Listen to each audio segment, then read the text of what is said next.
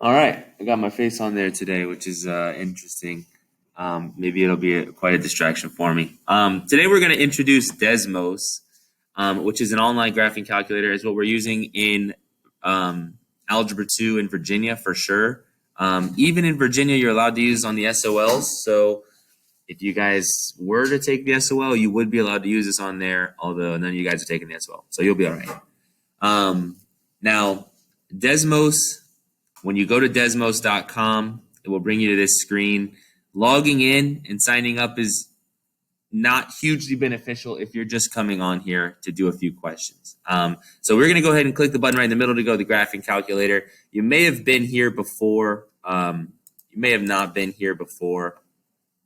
I need to move this a little bit. What we have here is obviously the grid on the right.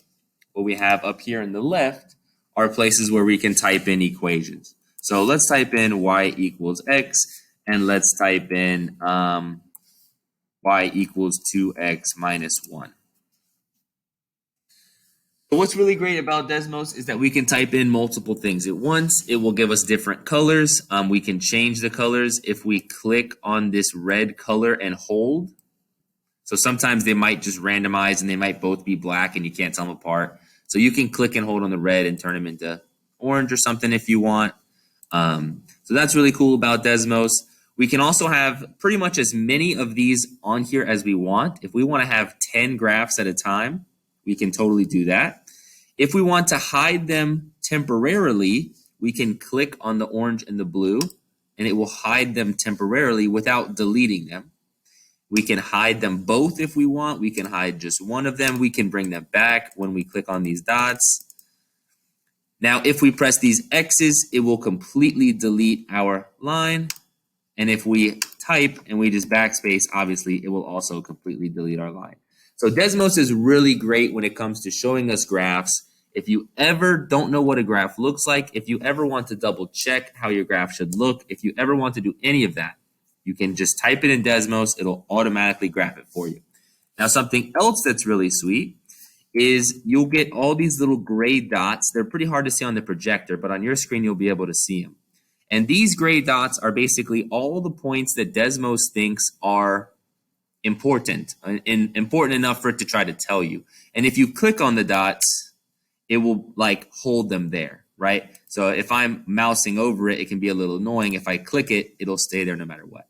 So right now, this is highlighting an x-axis intercept for me and a y-axis intercept for me, just because it happens to be like that. You know, if we put a +2 on here, now you'll see our graph has moved up 2, and we have 2 dots. One that's a y-intercept, one that's an x-intercept. Okay, and so these gray dots are going to be super, super helpful, especially next week when we're going to have to be figuring out all this different type of stuff about our graphs and how they work and how they look and attributes of them and stuff like that. So these are super important. The last thing that I'll say is that if I put another one in here, like maybe this purple graph, only the graph that you have selected will have gray dots. So you can see my purple graph has these gray dots available, but it has nothing to do with the green graph. If I want to see the green graph's dots, I have to click on the green graph, or I have to click up here on the green graph. Okay. Now, if you've selected these points like this and made them permanent by clicking on them, then you can go and you can make all these graphs permanent.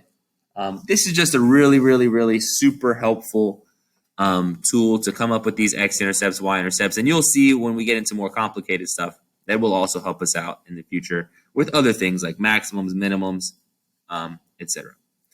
Now, one thing we're going to talk about today is that Desmos also is a huge, huge, huge help when it comes to solving equations.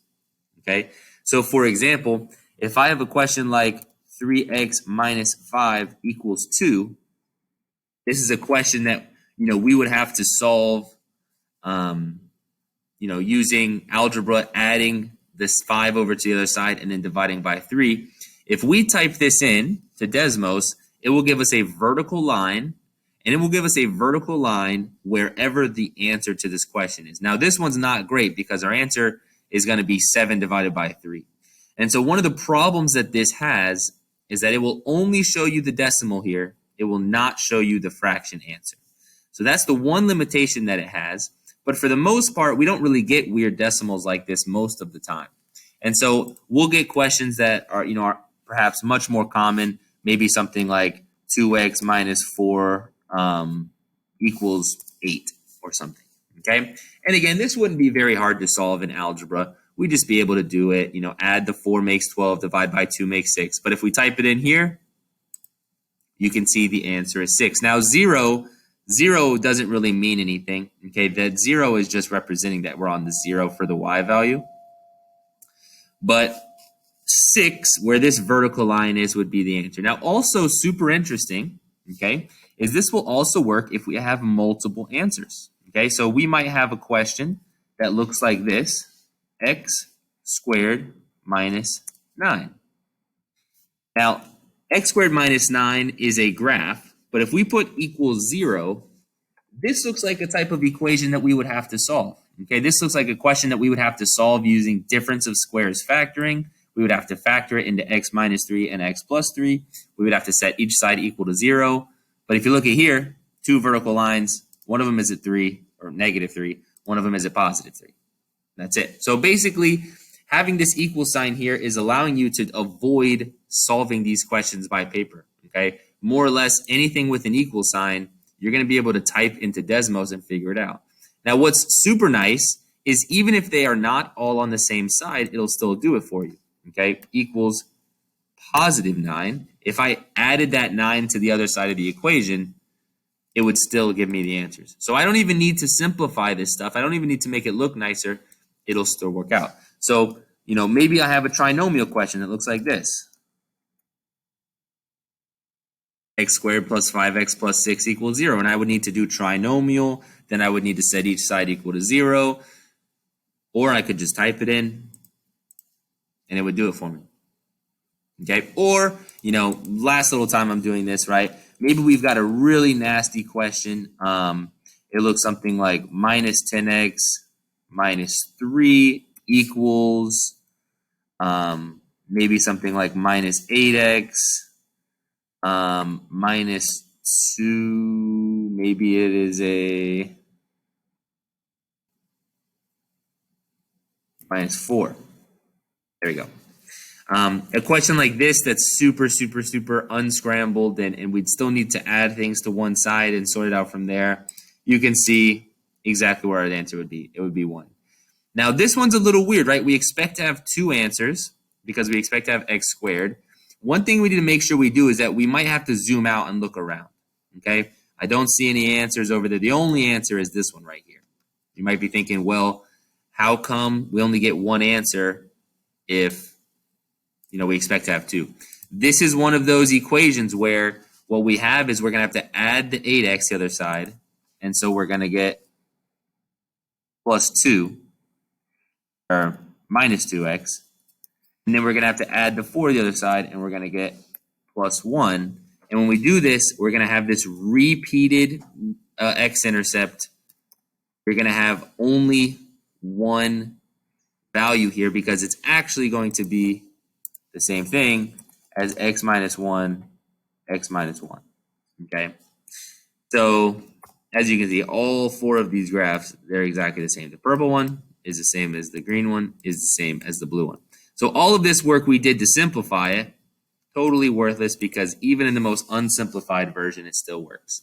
The last really nice thing about this is that Desmos can also type in a bunch of fancy stuff here. So if I go down into the keyboard, one of the things down here on the left is absolute value. Okay, and so I can type in some sort of question that might look like this. Absolute value of negative 3x equals 4. And when I type that in, I will be able to have 2 answers.